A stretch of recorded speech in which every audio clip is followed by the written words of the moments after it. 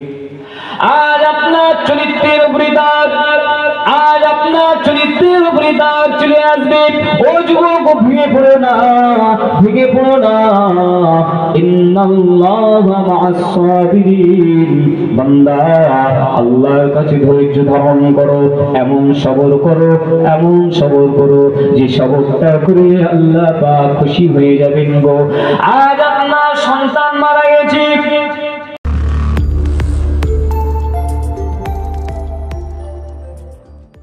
কেন? সৎ চরিত্রবান ঈমানদার নারীর পাল্লাটা একদিকে, আর দুনিয়ার সোনা দানা টাকা পয়সা টোটাল যা আছে, সে পাহাড়ের অতল সাগরে যা আছে, আসমানের উপরেও তো যা আছে, সব একদিকে রাখুন। আল্লাহর নবী বলেছেন ঈমানদার সতী সাথী চরিত্রবান রমণীকে একটা পাল্লায় চাপালে আল্লাহ পাক ঈমানদার রমণীর পাল্লাটা ভারী করে দেবে। জোরে বলুন না সুবহানাল্লাহ, আরো জোরে বলুন না সুবহানাল্লাহ। আমাদের আয়েশাকেও তারা ছাড়েনি গো, আমার আপনার বুকেদের ছাড়বে। এখনো সে আব্দুল্লাহ বিন উমায় মুনাফিকদের সর্দার ছিল, তাদের বংশধর, তাদের চরিত্রের লোক এখনো আছে পৃথিবীতে। ভাববেন না সব মিটে গেছে, কেননা মুনাফিকদের চেনার লক্ষণ আছে তিনটে। মুনাফিকরা হিন্দুর ঘরে হবে না, মুনাফিকরা নাসারার ঘরে হবে না, মুনাফিকরা বেঈমানের ঘরে হবে না, মুনাফিকরা এমন করে ইহুদিদের ঘরে হবে না, মুনাফিকরা হবে কাদা, মুনাফিকরা তারাই যারা মুসলমানের ঘরে হবে, যারা মাথায় টুপি পরতে পারে, তারা মাথায় মুখেতে দাড়িটা রাখতে পারে, গায়েতে পাঞ্জাবিটাও যেতে পারে, মক্কাতে হজ করতেও যেতে পারে, মসজিদে নামাজ পড়তেও যেতে পারে। আপনার আমার ঘরে কলেমা পড়া ভাইদের কথা রাসূল বলেছেন মুনাফিক। কি চিহ্ন জানেন? আয়াতুল মুনাফিকের সালাসাতুন, মুনাফিকদের চিহ্ন হলো তিনটে, চিনে নিন। এই মুনাফিক থেকে সাবধান।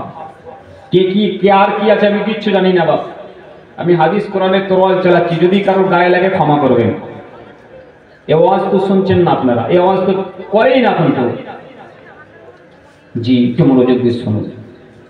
আল্লাহর নবীকে কাঁদিয়েছিল যে বিবিকে, যে স্ত্রীকে আপনার আমার নবী সব থেকে বেশি মহব্বত করিতেন, বেশি ভালোবাসতেন, সে আম্মা জান আয়েশার নামে অপবাদ দিয়েছিল মুনাফিকরা। ওটা ভেবেছি আমার মা বোনেরা, আল্লাহর নবী বলিলেন আয়াতুল মুনাফিকিন সালাসাতুন ইযা হাদাসা কাযাবা। মুনাফিকরা যখন কথা বলিবে মিথ্যা কথা বলিবে। এক কথায় তাফসীর হলো কথায় কথায় মিথ্যা বলিবে। একটা কথা বলিল আবার একটা মিথ্যা, আবার একটা কিছুক্ষণ করা কথা বলিল, একটা কথা চেপে দেবার পর আরেকটা মিথ্যা কথা বলিল। যদি এই রকম কথায় কথায় কোনো মানুষকে মিথ্যা কথা বলতে দেখো, ওগো আমার সাহাবারা, তোমরা সেই মানুষটা থেকে সাবধান হয়ে যাও, সেই মানুষটা থেকে সাবধান হয়ে যাও, কেননা ওই মানুষটা আমার ক্ষতি করে দেবে। ওয়াইযা ওয়াদা আখলাফা, যখন কোন মানুষ ওয়াদা করিবে আমি ওইখানে যাব, আমি ওইখানে যাব, এক কথায় কোন ধরনের কোনো কিছু ওয়াদা করিল, কোনো কিছু ওয়াদা করিল, আমি ওই টাকা দেব, আমি ওইটা করিব, এক কথায় বিভিন্ন ওয়াদা করিল। সেই সময় রাসূল পাক সাল্লাল্লাহু আলাইহি সাল্লাম বলছে, যদি ওই মুনাফিক হয় তাহলে বারেবার বারেবার ওয়াদা খেলাপ করিবে। একবার নয়, বারবার ওয়াদা খেলাপ করবে, মানে ধোঁকা দেবে। ওয়াইযা উতিনা খানা, আমার আপনার নবী বলিলেন যখন কারো কাছে আমানত রাখা হবে, আমি গরিব মানুষ, আমার কাছে ব্যাংক নাই, আমার কাছে ব্যাংকের বই নাই, আমি ব্যাংকে সই করতে পারি না, আমার কাছে টাকা রাখার জায়গা নাই, আমার কাছে গহনা রাখার জায়গা নাই, আমি বুড়ি মানুষ, আমি বুড়া মানুষ, আমি গরিব মানুষ, আমার ঘরেতে টাকা পয়সা চুরি হয়ে যাবে, একজনের বাড়িতে রেখে দিলাম, বিশ্বস্ত মানুষকে রেখে দিলাম, আমি আমার কন্যাটাকে ঘুরে নিয়ে যেতে পারছি না, রাস্তায় নিয়ে যেতে পারছি না, আমার বন্ধুর বাড়িতে রেখে গেলাম, আমার আমার ভাইয়ের বাড়িতে রেখে গেলাম, আমার আত্মীয়র বাড়িতে রেখে গেলাম, এক কথায় আপনার সম্পদ রাখার কাছে গচ্ছিত রাখা হলো। আপনার হুকুম ব্যতীত সেই সম্পদ থেকে খরচ করা হবে। যদি এইরকম বারে বার করিতে থাকে, আল্লাহ নবী বললেন সেই মানুষ থেকে তুমি সাবধানে থাকো। ক্লিয়ার না ক্লিয়ার? এরা হলো মুনাফিক। যদি কারোর মধ্যে তিনটেই পাও তাহলে সে স্পষ্ট ভাবে মুনাফিক। যদি একটা পাও খাসিয়াত, এই খাসিয়াতের মধ্যে যদি একটা পাও তাহলে তাকে তওবা করার সুযোগ দাও, সে এখনো পুরোপুরি মুনাফিক হয়নি। তাকে বোঝাও তুমি মুনাফিকের রাস্তায় যাচ্ছ। অসুবিধা হচ্ছে না? আল্লাহ নবী অনেকটি যুদ্ধ থেকে ফিরে আসতে লাগলেন। একটি যুদ্ধ থেকে ফিরে আসতে আম্মা জান হযরত আয়েশা রাদিয়াল্লাহু তাআলা আনহা হুজুর পাক সাল্লাল্লাহু আলাইহি ওয়াসাল্লামের সঙ্গে ছিলেন। যুদ্ধ থেকে আসছেন, আস্তে আস্তে হঠাৎ করে আম্মা জান আয়েশা রাদিয়াল্লাহু তাআলা আনহার রাফা হাজাতের প্রয়োজন হয়ে যায়। তখন তো ফাঁকা বাথরুম ছিল না, আর মোড়ে মোড়ে বাথরুম ছিল না, ফাঁকা মরুভূমি। রাতের অন্ধকারে কাজ সেরে নিতে হবে, না হলে তো দিনের বেলা চারিদিকে মানুষ থাকে। আম্মা জান আয়েশার ভোরের বেলা রাফা হাজাতের প্রয়োজন হয়েছে। আম্মা জান আয়েশা নিজে বলছে, বড় হাদিস, লম্বা হাদিস, নিজে বলছেন আমি আমার হাওদা থেকে, অর্থাৎ উটের পিঠে একটা এরকম ঘরের ন্যায় বাক্স রাখা হতো, সেটাকে হাওদা বলা হয়। সে হাওদা থেকে আমি নেমে একা চললাম রাফা হাজাতের জন্য, প্রস্রাব পায়খানার জন্য। মরুভূমিতে অনেকটা দূরে চলে গেছি, সেখানে যাওয়ার পরে আমি রাফা হাজাত করেছি। বেশ কিছুটা রাস্তা আবার ব্যাকে চলে এসেছি। আসার পরে দেখছি আমার গলাতে হার নাই। শুনছেন, মহিলারা হার করে না? আপনার বাড়ি মেয়েরা হার করে। আম্মা জান আয়েশা বলছেন আমার গলার হারটা আমি আর দেখতে পাচ্ছি না।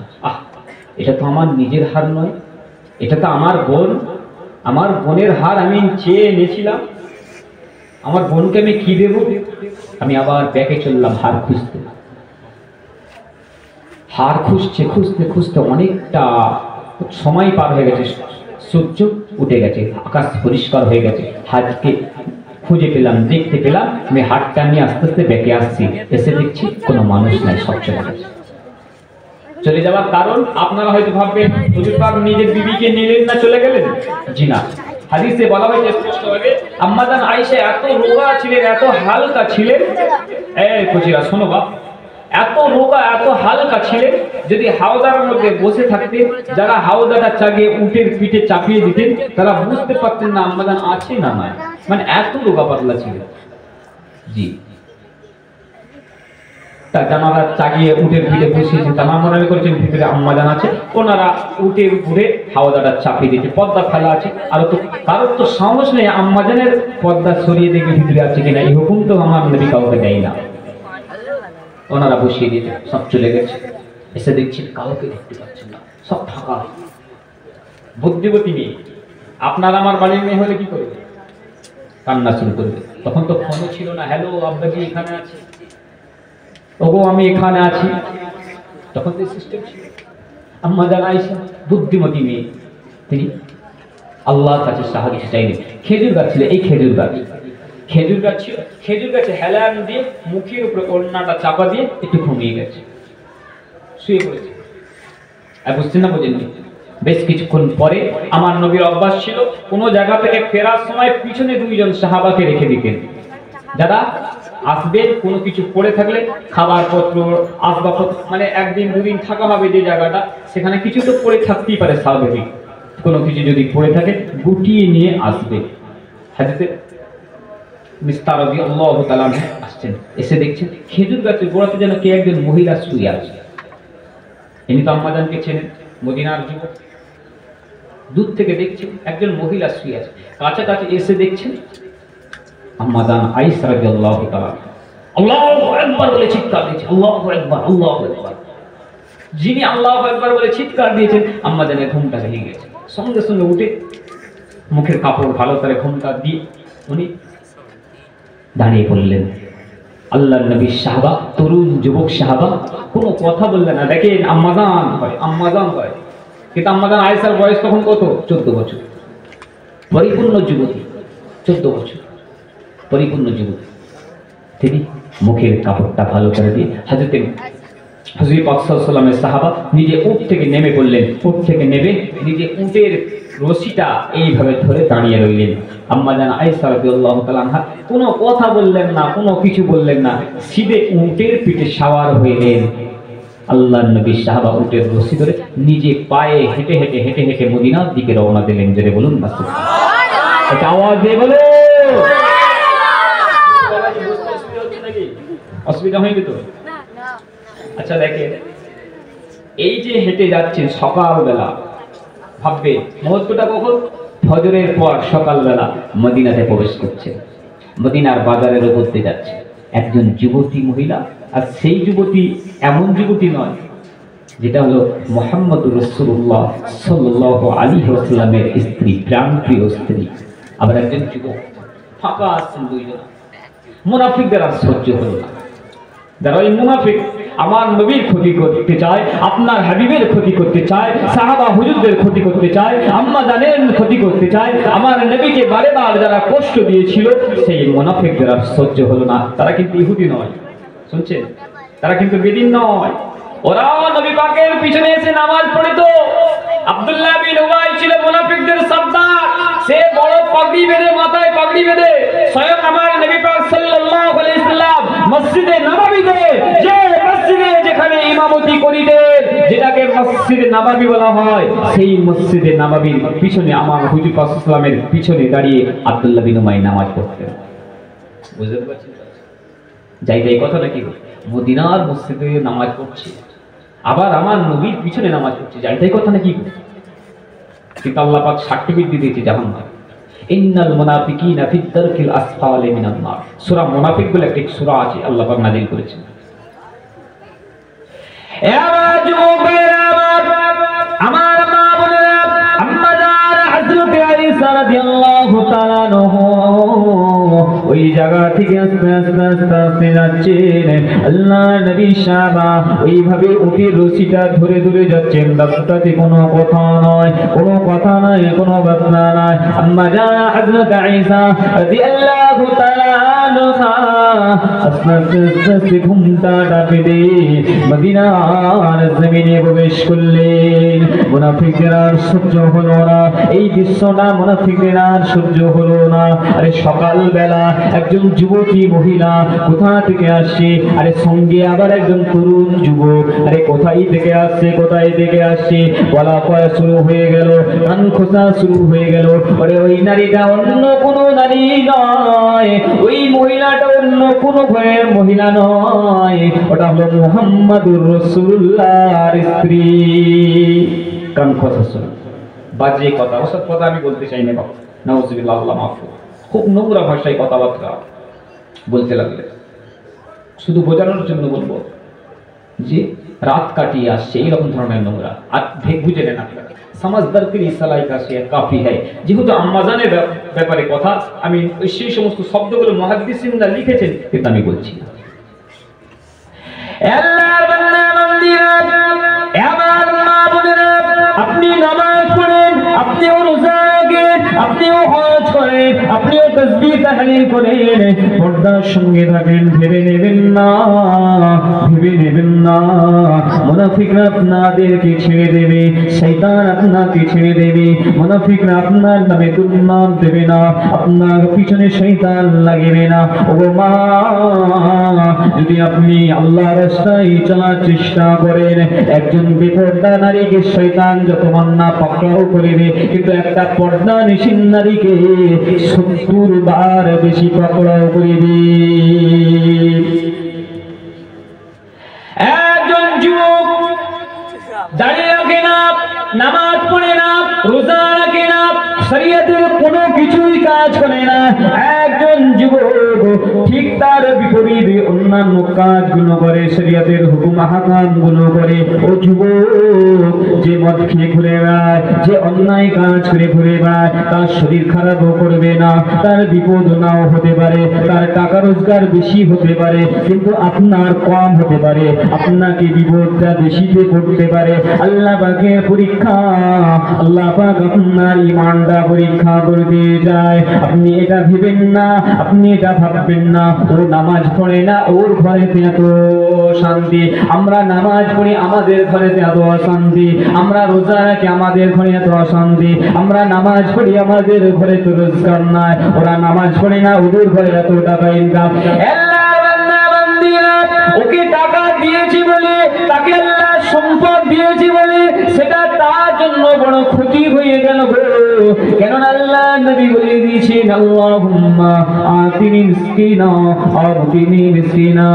সঙ্গে বলে আল্লাহ পাক রাসূল দোয়া চাইলে, আল্লাহ পাক আমি মুহাম্মদুর রাসূলুল্লাহ দুনিয়াতে গরীবদের সঙ্গে থাকতে চাই, আর আমি মুহাম্মদুর রাসূলুল্লাহ কিয়ামতের ময়দানে ওই গরীব মিসকিনদের সঙ্গে জান্নাতে যেতে চাই। আরো যদি বলো, আল্লাহ দিয়েছে তো ভালো, কিন্তু নিয়ামতের সঠিক ব্যবহার করো। হক যাকে আল্লাহ সম্পদ দিয়েছে তার বেশি হিসাব, যার সম্পদ দেয়নি তার কম হিসাব। যে কথা বলতে চাইছিলাম, আম্মা জান আয়েশাকেও তারা ছাড়ে না। ও বোন, আপনাকে ছেড়ে দেবে এটা ভাববেন না, আপনি পর্দা করবেন। আপনাকে পর্দা করার সঙ্গে সঙ্গে স্পেশাল শয়তান আপনার পিছনে লেগে যাবে, আপনার সঙ্গে শয়তান লেগে যাবে, আপনার নফসের শয়তান আপনাকে ধোঁকা দেবে। আরে বোরকা পরে আছিস, তোরকে তো কেউ চিনতে পারবে না, তোর কথা তো কেউ শুনতে পারবে না। আপনার নফসের শয়তান আপনাকে বড় বিপদে ফেলে দেবে, আপনার নফসের শয়তান আপনাকে বড় ধোঁকায় ফেলে দেবে, বড় শয়তানি রাস্তাতে নিয়ে চলে যাবে। বাড়িতে একা থাকেন, মনে করছি খুব ভালো কথা, কিন্তু না, শয়তান আপনাকে বেশি পকড়াও করার সম্ভাবনা থাকছে। বুঝতে পারছেন? আমার মা বলে, আমার আল্লাহ নবী বলিলেন, বান্দা যদি একাও থাকে, কারো সঙ্গে থাকে, বান্দা যদি আল্লাহর ভয়টা মনে রাখে, তাহলে শয়তান তার কোনো ক্ষতি করতে পারবে না, কোনো মানুষ তার ক্ষতি করতে পারবে না। আত্তাকুল্লাহ, বান্দা আল্লাহর ভয় করো। ও যুবক, কোনো নেতাকে ভয় করো না, কোনো নেতাকে ভয় করো না। আরে ইজ্জত দেবার মালিক আল্লাহ, খাবার দেবার মালিক আল্লাহ, সম্পদ দেবার মালিক আল্লাহ, সম্মান দেবার মালিক আল্লাহ। যে আল্লাহ আপনাকে আমাকে সৃষ্টি করেছেন, সে আল্লাহ আপনাকে আমাকে তৈরি করে, সে আল্লাহ আপনার আমার রিজিকের দায়িত্ব নিয়ে নিয়েছে। আজ সন্তান হত্যা চলছে, এসব কথা বলে ফিরি, কথা বলতে বলতে জি সন্তান হত্যা হয় না। আমি জাহিলিয়াতে আমার নবী ধরার মুখে আসার পূর্বে যে সময়টা ছিল, আরবিতে বলা হয় আইয়ামে জাহিলিয়া। জাহিলিয়া শব্দের অর্থ হলো অজ্ঞতার যুগ, নিরক্ষতার যুগ, নোংরামোর যুগ, সবথেকে অহিয়তের যুগ। আজকে সমাজ থেকে মিলে তারা সন্তানকে গলা টিপে মারত। দেখেন তারা সন্তানকে কিভাবে মারিত, গলা টিপে টিপে মারিত, ছুরি দিয়ে কেটে কেটে মারিত, তারা মাটিতে পুঁতে দিয়ে মারিত, তারা বালিতে চাপা দিয়ে মারিত। আজ আমরা সভ্য সমাজের মানুষ, আজ আমরা সভ্যতাকে মেনে নিয়েছি, সভ্যতা চূড়ায় উঠে আমরা ঘুরে বেড়াচ্ছি। আজকে আমরা ডাইরেক্ট মারছি না, আমরা আজকে ডাক্তারের মাধ্যমে মারছি। ঠিক বলছি না? বলছি যে এসব কথা বললে তো আমাকে আবার খারাপ ভাববে না। আল্লাহ কোরআন জানিয়ে দিয়েছেন, ওয়ালা তাকতুলু আওলাদাকুম খাশিয়াতা ইমলাকি নাহনু নারযুকুকুম ওয়া ইয়্যাকুম ইন্না কাতলাহুম কানা খিতাআন কাবীরা। ও যুবকেরা, ভাইরা, বোনেরা, শুনে রেখে দাও, জেনে রেখে দাও, আল্লাহর কোরআন বলে দিলেন, ওয়ালা তাকতুলু আওলাদাকুম, তোমরা তোমাদের সন্তানদেরকে হত্যা করো না, তোমাদের সন্তানদেরকে হত্যা করো না। কিসের জন্য তোমরা হত্যা করবে? খাওয়াতে পারবে না, পড়াতে পারবে না, জায়গা দিতে পারবে না। আল্লাহ বান্দিরা, আল্লাহ পাক নিজেই বলে দিলেন নাহনু নারযুকুকুম, আমি আল্লাহ তাদের খাওয়ার দায়িত্ব নিয়ে নিয়েছি। আরো জোরে বলে আল্লাহ বলছেন আমি তাদের খাবার দেবার মালিক, তাদের সমস্ত জিনিস দেবার মালিক, ওয়াইয়াকুম তাদের যা প্রয়োজন সব দেবার মালিক। তুমি কেন হত্যা করছো? আপনি কেন হত্যা করবে? আল্লাহর বান্দা বান্দীরা, যে কথা বলতে চাইছিলাম, আম্মা জান আয়েশা রাদিয়াল্লাহু তাআলা আনহা বাড়ির মধ্যে প্রবেশ করলেন। শরীরটা বড় অস্বস্তি লাগছে, শরীরটা বড় খারাপ। আমার নবীর কাছ থেকে অনুমতি নিলেন, ইয়া রাসূলুল্লাহ, ইয়া হাবিবাল্লাহ, হুজুর শরীরটা বড় খারাপ, আমাকে কি আমার বাপের বাড়ি যাওয়ার অনুমতি দেবে? চারিদিকে বাজারে রটে গেছে। আম্মাজান কিন্তু জানেন না, তখন কিচ্ছু জানেন না, কিচ্ছু শোনেন না। আম্মাজান শরীরটা খারাপ লাগছে, আমার মা বোনেরাও মায়ের বাড়ি যায়। আম্মাজান আয়েশাও বলছেন, ইয়া রাসূলুল্লাহ, হুজুর আমাকে কি অনুমতি দেবেন? আমার মায়ের বাড়ি হযরত আবু বকরের বাড়িতে আমি একটু যেতে চাই। হুজুর বললেন যাও। আমার নবী তখন শোনে না, যাও, চলে গেল। সঙ্গে করে বলিব এমন একটা সময়ে মদিনার বাজারে, মদিনার হাটেতে, বাজারে মদিনার রাস্তা ঘাটে এমন করে করে করে করে মসজিদে নববীতেও ঘটনাটা আলোচনা শুরু হয়ে যায়। ফিসফিস ফিসফিস ফিসফিস করে আলোচনা শুরু হয়ে গেল। আমার নবীর কানে খবরটা এসে পৌঁছে গেল। কি কথা শোনাবো, কিভাবে বোঝাবো, কি মনে কষ্ট হয়েছিল, কতই না দুঃখ লেগেছিল, কতই না ব্যথা লেগেছিল। আম্মা জান হযরত আয়েশা সিদ্দিকা রাদিয়াল্লাহু তাআলা আনহাকে আমার নবী কত মহব্বত করেছেন গো, কত ভালোবাসতেন গো। আম্মা জান আয়েশার ব্যাপারে আম্মা জান হাফসা থেকে একটি হাদিস পাক বলা হয়েছে। আল্লাহর নবী বলে দিয়েছিলেন, ও বিবি হাফসা, তোমরা আয়েশার ব্যাপারে ঈর্ষা করো না, আয়েশার ব্যাপারে হিংসা করো না। কেননা তোমাদের ঘরেতে থাকা অবস্থাতে, তোমাদের বিছানাতে থাকা অবস্থাতে আল্লাহর ওহী আমার কাছে আসে না, কিন্তু আম্মা তোমাদের বোন, তোমাদের ছোট বোন আয়েশার ঘরেতে থাকাকালীন আল্লাহ পাক কোরআনের আয়াত পাক নাজিল করে দিতে। আরো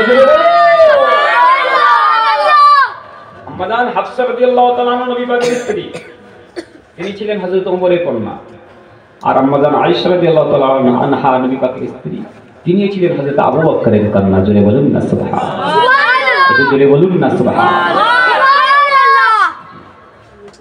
সেই আম্মাজান আয়েশা হুজুর পাক খুব কষ্ট পেলেন, ঝরঝর করে কাঁদছে। কোনো মন্তব্য করলেন না, কোনো মন্তব্য করলেন না। আম্মাজান আয়েশা বাড়িতে আছে, খুব জ্বর উঠেছে, খুব জ্বর, বুখারী শরীফ, খুব জ্বর, অতিরিক্ত জ্বর। জ্বর ওঠার পর তিনি একদিন রাতের বেলা নিজের মাকে বলছে, আম্মা জান আমি রাফা হাজাতে যেতে চাই। সেই রাফা হাজার, যে রাফা হাজার থেকে শুরু হয়ে ঘটনাটা শুরু হয়েছিল, সেই রাফা হাজার বলা হয়েছে। হযরত আম্মা জান আয়েশা, আম্মা জান নিজের মা মানে জন্মদাতা মা, আর একজন বুড়ি, দুই দিকে আম্মা জান আয়েশাকে ধরলেন, মানে বেটিকে কাঁধে ধরে নিয়ে যাচ্ছে, হাঁটতে পারছেন না। আপনার মেয়েরা, আপনার ছেলেরা শরীর অসুস্থ হলে ধরে ধরে নিয়ে যায় আমরা, সেরকম আম্মা জান আয়েশার এত জ্বর, কিন্তু তখনও ঘটনা জানেননি যে তানার নামে এই বাজারে রোডেছে, তিনি জানেন না তখন। এত জ্বর, তিনি হাঁটছেন, ধরে ধরে নিয়ে যাচ্ছেন। বলা হয়েছে বালির উপর দিয়ে পা ঘিসলে ঘিসলে ঘিসলে ঘিসলে যাচ্ছে। যেতে যেতে ওই যে সঙ্গে যে বুড়ি ছিল একটা, মিস্তার মা, হযরত মিস্তার রাদিয়াল্লাহু তাআলা আনহু, তার আম্মা, সেই বুড়ি একটা পাথরে হোঁচট খেয়েছেন, ঠক্কর লেগেছে। ঠক্কর খাবার সঙ্গে সঙ্গে তিনি গালি দিচ্ছে, নিজের ছেলেকে গালি দিচ্ছে, মিস্তার রাদিয়াল্লাহু তাআলা আনহু গালি দিচ্ছে, এই মিস্তার ধ্বংস হয়ে যা, তুই বরবাদ হয়ে যা, তুই ধ্বংস হয়ে যা। আম্মা জান আয়েশা বলছেন, ও আম্মা, আপনার যুবক ছেলে মিস্তাকে এইভাবে গালি দিচ্ছেন কেন? সেটা একজন সাহাবী, হুজুর পাক সাল্লাল্লাহু আলাইহি ওয়াসাল্লামের একজন তরুণ যুবক সাহাবী, আপনি এটাকে গালি দিচ্ছেন? তখন সে বুড়ি বলছে, বেটি আয়েশা, তুমি কি জানো না তোমার নামে ওই আমার ছেলে কি উল্টো পাল্টা বাজারে বলে বেড়াচ্ছে? তুমি জানো না কি বলে বেড়াচ্ছে? তখন বুড়ি বলছেন এই ব্যাপার। আম্মা জান আয়েশা ওখানেই অজ্ঞান হয়ে পড়ে গেলেন। শোনার সঙ্গে সঙ্গে শুনছেন, ওখানেই অজ্ঞান হয়ে পড়ে গেলেন বালির উপরে, আর হাঁটতে পারছেন। হযরত আবু বকর রাদিয়াল্লাহু তাআলা বাড়ির মানুষেরা ধরে নিয়ে বাড়িতে শোয়ালেন। আম্মা জান খুব জ্বর, কাঁপ দিয়ে জ্বর সহ্য করার মতো না, কোনো কথা বলতে পারছেন আম্মা জান। এইভাবে কয়েকটা দিন পার হয়ে গেল। আল্লাহর নবীর কাছে খবর দেওয়া হলো, আপনার বিবি আয়েশার শরীরটা বড় অসুস্থ হয়ে গিয়েছে। আমার নবী পাক তখনও খবরটা জেনে গেছে। কি হবে আমার নবী পাকের কাছে খবরটা পৌঁছে গেল। আমার নবী পাক সাল্লাল্লাহু আলাইহি ওয়াসাল্লাম আস্তে আস্তে নিজের বিবি আমাদের আম্মা জান হযরত আয়েশার কাছে আসলেন। শরীর খারাপ দেখতেছে। যদি আপনার বিবির নামে কেউ অপবাদ দেয়, সত্য হোক আর মিথ্যা হোক আপনার জানা নাই, আপনি দেখতে যাবে? আমি যাব? আমি মৌলানা সাহেব কি বলবো, তোর নামে এত অবিচার তুই না করলে তোর নামে বলে লোক, যে বলে কিছু তো হাওয়া আছে, নালে রোডবে কেন? শিক্ষালয় ইমানদার রমণীদের ব্যাপারে, ইমানদার নরনারীদের ব্যাপারে, ইমানদার নারীদের উপরে অপবাদ দেওয়ার আগে ভাববেন, যদি আপনি মিথ্যা অপবাদ দেন আপনার জন্য জাহান্নাম রেজিস্ট্রি হয়ে যাবে। খুব সাবধান। আম্মা জান হযরত আয়েশা সিদ্দিকা রাদিয়াল্লাহু তাআলা আনহা জ্বরে কাবু হয়েছেন, বাড়ির মধ্যে শুয়ে আছেন। এমন সময়তে হুজুর পাক সাল্লাল্লাহু আলাইহি সাল্লাম হুজরা শরীফের মধ্যে প্রবেশ করলেন, বাড়ির মধ্যে প্রবেশ করলেন। আসসালামু আলাইকা ইয়া আহলাল বাইত। সালামের উত্তর দিলেন হযরত আবু বকর। হযরত আবু বকরের স্ত্রী আম্মা জান আয়েশা রাদিয়াল্লাহু তাআলা আনহা আস্তে করে সালামের উত্তরটা দিলেন। আস্তে আস্তে বাড়ির ভিতরে প্রবেশ করলেন। আমার নবী এসে বসলেন, মাথার মধ্যে হাতটা বোলাতে লাগলেন, কথাবার্তা জিজ্ঞাসা করলেন। এইভাবে কথা বলিতে আমার নবী হাতটা বাড়িয়ে দিয়ে সংক্ষেপ করে বলবো, বাবাজি হযরত আকরাম সাল্লাল্লাহু আলাইহি সাল্লাম নিজের প্রাণ প্রিয় স্ত্রী, ভালোবাসার স্ত্রী, মহব্বতের স্ত্রী, আদরের স্ত্রী, ছোট স্ত্রী আম্মা জান আয়েশা রাদিয়াল্লাহু তাআলা আনহার দিকে ডানা হাত মুবারকটা বাড়িয়ে দিয়ে বলে দিয়েছিল, ও বিবি আয়েশা সিদ্দিকা রাদিয়াল্লাহু তাআলা আনহা, আমি রাসূলুল্লাহ এখনো হায়াতে আছি গো, আমি হাবিবুল্লাহ এখনো হায়াতে আছি। যদি তোমার দ্বারা কোনো ভুল হয়ে যায়, তোমার অজান্তে কোনো ভুল হয়ে যায়, বিবি আয়েশা রে, আমি রাসূলুল্লাহর হাতে হাত দিয়ে তওবা করে নাও, ইস্তিগফার করে নাও। আমি মুহাম্মদুর রাসূলুল্লাহর ওসিলা করে আল্লাহ পাক তোমাকে maaf করে দেবে। সুবহানাল্লাহ, বলবেন না সুবহানাল্লাহ, আওয়াজ দিয়ে বলবেন না সুবহানাল্লাহ, আওয়াজ দিয়ে বলবেন সুবহানাল্লাহ। স্বয়ং স্বামী, এ আমার আপনার মতো স্বামী নয় গো, ও মদখোর স্বামী নয়, আপনার আমার নবী মুহাম্মদুর রাসূলুল্লাহ সাল্লাল্লাহু আলাইহি ওয়াসাল্লাম বিবিকে বলছেন, হাতটা বাড়িয়ে দিয়েছি বিবি, যদি কোনো ভুল হয়ে যায় হাতটা ধরে ক্ষমা চেয়ে নাও, মাফ চেয়ে নাও, আল্লাহ পাক তোমাকে ক্ষমা করে দেবে। ভালো কথা না খারাপ কথা বুঝবেন, খুব ডিপলি আলোচনা। ভালো কথা না খারাপ কথা বলুন, এই ভালো কথা না খারাপ কথা? কিন্তু স্বামী স্ত্রীর ব্যাপারে বুঝবেন, যারা বিবাহ করেছেন তারা জানবেন। কি আম্মা জান আয়েশা রাদিয়াল্লাহু তাআলা আনহা হাদিস পাকে বলা হয়েছে, হুজুর পাকের থেকে মুখটা ঘুরিয়ে নিয়ে দেওয়ালের দিকে মুখ করে নিলেন, হুজুর পাকের দিকে পিঠ করে নিলেন। বুঝছেন না বুঝেন? আমার নবীর থেকে মুখটা ঘুরিয়ে দেওয়ালের দিকে ঘুরে গেলেন, হুজুর পাকের দিকে পিঠ করে নিলেন। কোনো কথা বললেন না, চুপচাপ আছে, ঝরঝর করে কাঁদছে, ঝরঝর করে কাঁদছে, চোখ দিয়ে অঝোর নয়নে অশ্রু গড়িয়ে পড়ছে, কোনো কথা বলছেন না। হযরত আম্মা জান আয়েশা সিদ্দিকা রাদিয়াল্লাহু তাআলা আনহা আম্মা জান আয়েশাকে বলিতে লাগলেন, ও বেটি আয়েশা, এমন করছো কেন মা? কি এমন দুঃখ হলো? তোমার নবী মুহাম্মদুর রাসূলুল্লাহ তো এই কথাটাই বলেছে।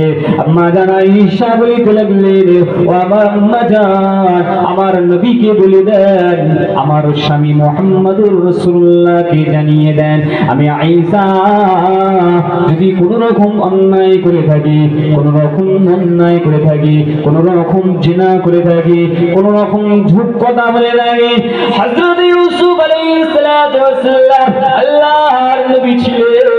হযরত ইউসুফ আলাইহিস সালামকে জুলাইখা মিথ্যা অপবাদ দিয়েছিল। হযরত ইউসুফ আলাইহিস সালামকে সত্য প্রমাণিত করার জন্য আল্লাহ পাক মাসুম বাচ্চাকে পাঠিয়ে দিয়েছিল। আমি আয়েশা যদি সত্যবাদী হয়ে থাকি, সৎ চরিত্রবান হয়ে থাকি, নিশ্চয়ই আমার আল্লাহ যে কোনো একটা ওসিলা মারফতে জানিয়ে দেবে। আরো জোরে বলুন, একসাথে বলুন সুবহানাল্লাহ। তাম দুনিয়ার মানুষ বিশ্বাস করে নিয়েছে, খারাপ বলছে, ব্যথা লাগে না। দুঃখ পেয়েছেন কি? নিজের প্রাণের স্বামী হুজুর পাক কিন্তু বিশ্বাস করেন না। হুজুর পাক বলেছেন, আয়েশা ভুল যদি কিছু হয়ে যায়, আমি রাসূল বেঁচে আছি, আমার হাতে হাত দিয়ে তওবা করো। এই কথাটাই আম্মা জানাই যাচ্ছে পূর্ণ হয়েছে। বোঝাতে পারলাম না? পারলাম না। আবার উল্টো পাল্টা ভেবে নেবেন না জানো, এখানে স্বামী স্ত্রীর ব্যাপার। আপনার স্ত্রী আবেগ প্রমাণ হয়, আপনার স্ত্রী আপনার প্রতি অভিমান হয়, আপনার স্ত্রীও আপনাকে ভালোবাসা দিয়ে কাছে ডাকে, আপনি স্বামীও আপনার স্ত্রীর উপরে ক্ষুণ্ণ হন, আবার আপনার স্ত্রী আপনাকে ভালোবাসা দিয়ে কাছে ডাকে। ঠিক বলছি না? এখানে স্বামী স্ত্রীর ব্যাপার। আম্মা জান আয়েশা বলছে, আমার এটা মনে হতে লাগলো তখন যেন আমার হাবিব মুহাম্মদুর রাসূলুল্লাহ কেন বললেন এই কথাটা, আমার খুব কষ্ট হলো, আমি মুখটা ঘুরিয়ে দিলাম। এই যুবকেরা আমার বুখারী শরীফে হাদিসটা খুলে দেখুন, ইমাম বাগাবী রাহমাতুল্লাহ আলাইহি বাগাবী শরীফের লিখিত হাদিসটা খুলে দেখতে পারেন। আম্মা জান আয়েশা নিজে বর্ণনা করতে লেগেছেন, হুজুর আমার মাথা গোড়ায় বসে আছে, অন্যান্য মানুষেরা বাড়িতে বসে আছে, এমন একটা সময়তে আমার নবী পাকের চোখ মুখ লাল হয়ে যায়। আমার আপনার নবীর শরীর মুবারকটা ঘর্মাক্ত হয়ে যায়, টপ টপ করে পেশানি মুবারক থেকে ঘামটা ঝরতে থাকে, ঘাম টপে টপে টপে টপে ঝরতে থাকে। আমার আপনার নবী পাক সাল্লাল্লাহু আলাইহি সাল্লামের কাছে ওহী চলে আসলো, সূরাতুন নূর 19 পারা সূরাতুন নূরে চলে আসলো। আল্লাহ পাক আমার হাবিবকে জানিয়ে দিলেন, নূরে আমার নবী রে, আমার হাবিব রে, আমি আল্লাহ পাক রব্বুল আলামিন তোমার বিবি আয়েশাকে পবিত্রতা হিসেবে ঘোষণা দিয়ে দিলাম। আরো জোরে বলুন সুবহানাল্লাহ। অত বিস্তারিত যাব, আম্মা জান আয়েশা রাদিয়াল্লাহু তাআলা খুশিতে বাঁকা হয়ে গেলেন। আমি যে কথা বলতে চাইছিলাম, ও মায়া ভরা আমার, সেই মেরা মুনাফিকের বংশধরেরা, সেই মুনাফিক চরিত্রের মানুষেরা আজ আমার আপনার সমাজে আছে, আমার আপনার দেশে আছে, আমার আপনার পাড়াতে আছে। ইমানদারকে কিভাবে কষ্ট দেওয়া যায়, ইমানদারদের চোখের পানিটা কিভাবে ফেলানো যায়, ইমানদারদেরকে কিভাবে সাঁটিয়ে দেওয়া যায়, ইমানদারদেরকে কিভাবে কষ্ট দেওয়া যায়, ইমানদারদের কিভাবে লাঞ্ছিত করা যায়, ইমানদারদের কিভাবে একঘরে করে দেওয়া যায়, সেই মুনাফিকের বংশধরেরা আমার আপনার ঘরে পাড়াতে আশেপাশেও থাকতে পারে। আল্লাহ নবী ওই মুনাফিক থেকে আপনাকে সাবধান হতে বলেছে। আজ আপনার চরিত্রের উপরে দাগ, আজ আপনার চরিত্রের উপরে দাগ চলে আসবে। ও যুবক, ভেঙে পড়ো না, ভেঙে পড়ো না। ইন্নাল্লাহা মা'আস সাবিরিন। বান্দা, আল্লাহর কাছে ধৈর্য ধারণ করো, এমন সবর করো, এমন সবর করো যে সবরটা করে আল্লাহ পাক খুশি হয়ে যাবেন গো। আজ আপনার সন্তান মারা গেছে, আপনি মা হয়েছেন, আজ আপনার পিতা মারা গেছে, আপনি সন্তান হয়েছে, আজ আপনার স্ত্রী মারা গেছে, আপনি স্বামী হয়েছে, আপনার বুকটা হা হা উপরে কাঁদছে, আপনার প্রাণটা ভেঙে পড়ছে, চোখ দিয়ে পানি ঝরিয়ে দিচ্ছে। আল্লাহর নবী বললেন, যদি কোনো মানুষ মৃত মানুষের জন্য চেঁচিয়ে চেঁচিয়ে বানিয়ে বানিয়ে বানিয়ে বানিয়ে কাঁদতে থাকে, আমি রাসূলুল্লাহ বলে গেলাম ওই কান্নার জন্য মৃত মানুষকে শাস্তি দেওয়া হবে। শোনেন না, ওয়াজ তো কেউ করবে না। একজন মানুষ বুখারী শরীফের রওয়ায়াত কিতাবুল জানায়েজ জানাজা পর্ব অধ্যায়ে হাদিসটা পেয়ে যাবেন। হযরত আনাস রাদিয়াল্লাহু তাআলা আনহু হাদিসটা বর্ণনা করেন, মদিনার একজন যুবক মারা গিয়েছে, মদিনার যুবক যুদ্ধে শহীদ হয়ে গিয়েছেন, বাড়িতে দাফন কাফনের ব্যবস্থা করা হয়েছে, লাশ মোবারক ওইভাবে গোসল দিয়ে রেখে দেওয়া হয়েছে। ওনার একজন যুবতী বোন ছিল, সেই বোনটা বানিয়ে বানিয়ে কাঁদতে শুরু করে দিল। আমার ভাই ছিল পাহাড়ের মতো শক্তিশালী, আমার ভাই ছিল খুব ক্ষমতাবান, আমার ভাইয়ের কবিতা ছিল তীক্ষ্ণ, আমার ভাইয়ের অমুক অমুক গুণ ছিল, আমার ভাইয়ের অমুক অমুক শক্তি ছিল। এইভাবে বলে বলে বলে বলে কান্না শুরু করে দিল। আল্লাহর নবীর কাছে খবরটা চলে আসলো। আমার নবী পাক বললেন, তাদেরকে চুপ করতে বলো, তাদেরকে শান্ত হতে বলো। হযরত আনাস কি বললেন, হুজুর আমার কানতে নিষেধ করেছেন, ও যুবতী কেঁদো না।